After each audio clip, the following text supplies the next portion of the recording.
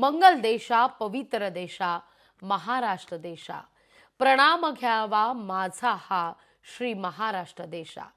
महाराष्ट्र प्रत्येकाचा अभिमान आणि स्वाभिमान सुद्धा। या महान मंगल महाराष्ट्रानं आपल्याला खूप काही दिलंय। महाराष्ट्र आहे म्हणून आपण आहोत।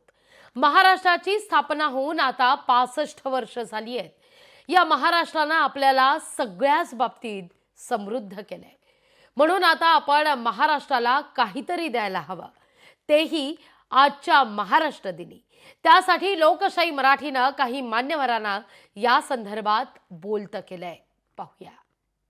1 मे महाराष्ट्र दिनाच्या सर्वांना मनापासून शुभेच्छा देते।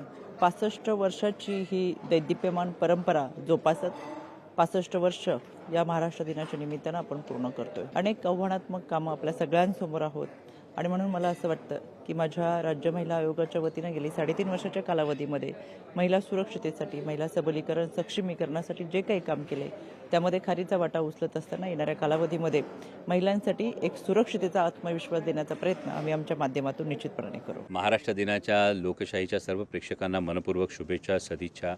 एक नेता, एक अभिनेता या सगळ्याच्या पलीकडे जाऊन एक मराठी माणूस म्हणून आणि एक महाराष्ट्राचा नागरिक म्हणून महाराष्ट्र देशातलं सर्वात प्रगत राष्ट्र हो आणि महाराष्ट्रामुळे राष्ट्र बलशाली हो, हीच भावना माझी कायम असेल। जय शिवराय। आपल्या सर्वांचाच अभिमान असणाऱ्या गौरवशाली महाराष्ट्राचा अभिमानास्पद 65वा वर्धापन दिन 1 मेला संबंध महाराष्ट्रातील जनता उत्साहाच्या वातावरणामध्ये साजरा करणार आहे।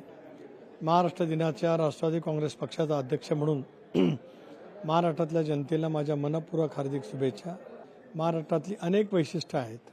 कला संस्कृती, खाद्य संस्कृती, विचार संस्कृती, या संस्कृतीसह महाराष्ट्र पुढे जाण्यासाठी जे जे काही विविध क्षेत्रामध्ये उपलब्ध असेल ते करण्याचा प्रयत्न आमच्या सर्वांच्या मार्फत होईल। लोकशाही मराठी ऐका, पहा, जागरूक रहा।